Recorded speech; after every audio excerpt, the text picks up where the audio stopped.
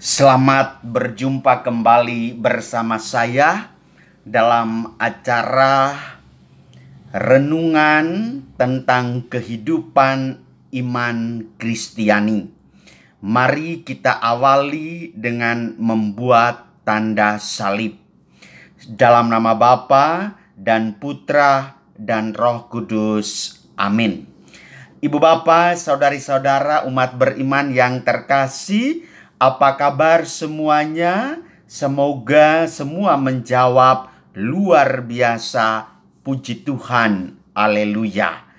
Saudara-saudara yang terkasih, renungan kita kali ini kita kembali kepada hal esensial dari panggilan kita sebagai pengikut Kristus yang dinamakan Katolik.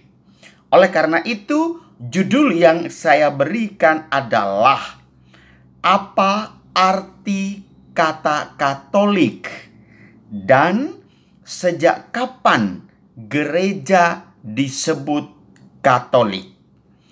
Istilah Katolik merupakan istilah yang sudah ada sejak awal abad, yaitu sejak zaman Santo Polikarpus, murid Rasul Yohanes, untuk menggambarkan iman Kristiani. Bahkan pada zaman para rasul, sebagaimana dicatat dalam kitab suci, Kisah Para Rasul bab 9 ayat 31 menuliskan asal mula kata gereja Katolik, yaitu berasal dari kata eklesia, kata holos.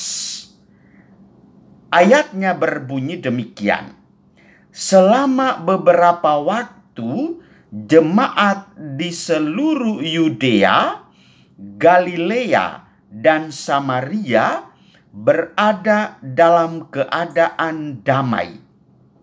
Jemaat itu dibangun dan hidup dalam suasana takut akan Tuhan. Jumlahnya makin besar oleh pertolongan dan penghiburan Roh Kudus. Kisah Para Rasul bab 9 ayat 31. Disinilah letak awal dasar kata Katolik.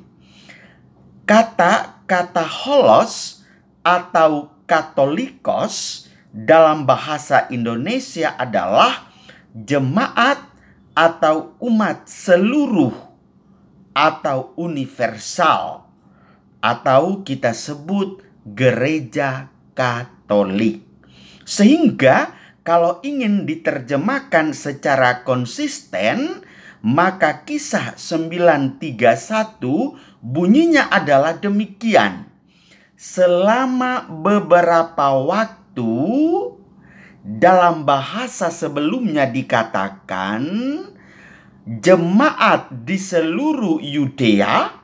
Jemaat itu artinya universal atau umum, maka boleh diterjemahkan seperti waktu gereja Katolik di Yudea, Galilea, dan Samaria berada dalam keadaan damai dan seterusnya. Inilah cikal bakal nama gereja Katolik.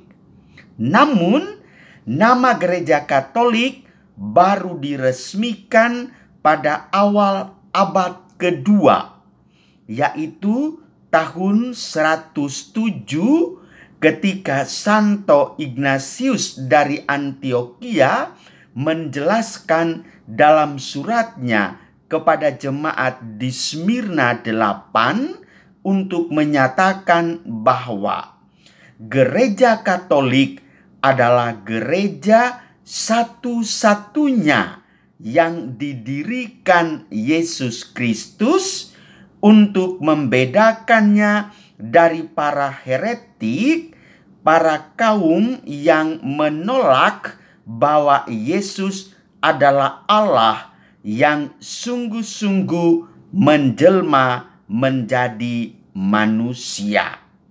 Dengan surat tersebut, Santo Ignatius mengajarkan tentang hierarki gereja, imam, dan ekaristi yang bertujuan untuk menunjukkan kesatuan gereja dan kesetiaan gereja kepada ajaran yang diajarkan oleh Kristus.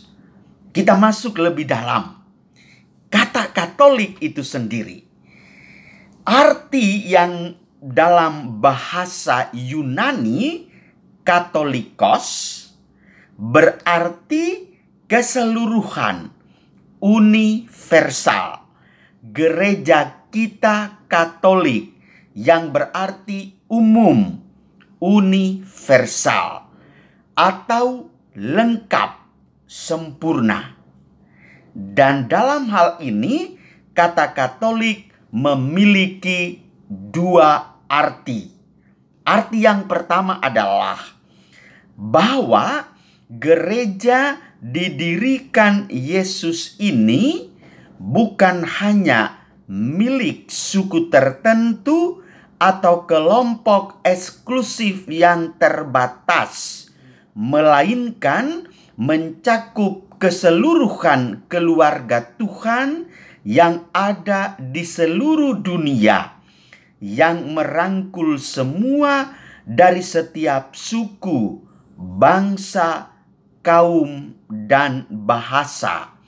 Kitab Wahyu bab 7 ayat 9. Itu arti kata Katolik yang pertama. Arti yang kedua adalah kata Katolik berarti bahwa gereja tidak dapat memilih-milih doktrin yang tertentu asal cocok sesuai dengan selera atau pendapat pribadi, tetapi harus doktrin yang setia kepada seluruh kebenaran. Oleh karena itu, berbanggalah Anda jadi Katolik. Doktrin kita itu mencakup keseluruhan, yaitu berpusat pada tingkat pemimpin gereja Katolik di dunia, yaitu ada pada Paus. Maka ketika Roma berbicara soal hukum A, kita yang paling di daerah pun berbicara soal A.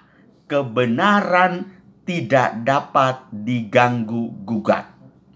Rasul Paulus mengatakan bahwa hakikatnya seorang rasul adalah untuk menjadi pengajar yang Katolik, pengajar yang universal, artinya yang meneruskan firman Allah dengan sepenuhnya, seutuhnya, selengkapnya.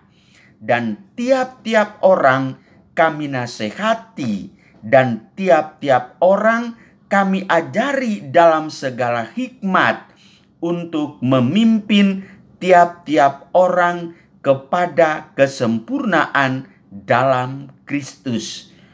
Itulah pesan Rasul Paulus kepada jemaat di Kolose bab 1 ayat 25 dan 28.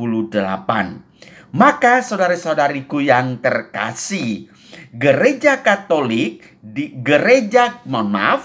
gereja Kristus disebut Katolik, yang berarti universal, sebab ia dikaruniakan kepada segala bangsa, oleh karena Allah Bapa adalah pencipta segala bangsa.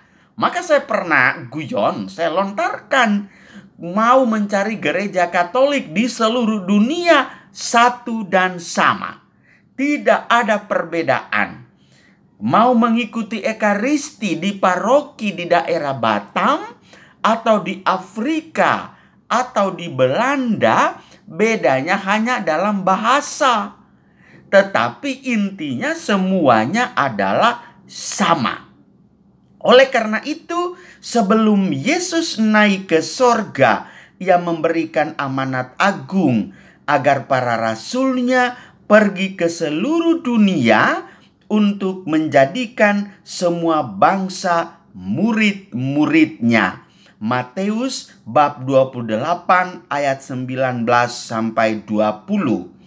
Sepanjang sejarah Gereja Katolik menjalankan misi tersebut, yaitu menyebarkan kabar gembira pada semua bangsa, sebab Kristus menginginkan semua orang menjadi anggota keluarganya yang universal.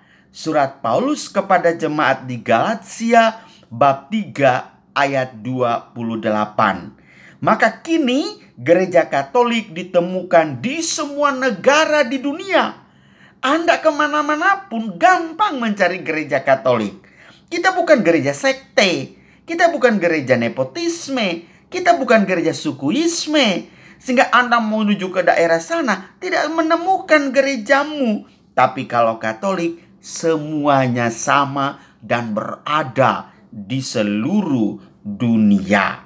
Gereja Katolik beranggotakan bermacam bangsa dari berbagai budaya, menggambarkan keluarga kerajaan Allah yang tidak terbatas hanya pada negara atau suku bangsa yang tertentu. Maka menarik sekali bukan? Berbanggalah Anda menjadi pengikut Kristus dengan berlabelkan beragama Katolik. Tuhan memberkati Anda semua. Mari kita akhiri dengan tanda salib. Dalam nama Bapa dan Putra dan Roh Kudus. Amin.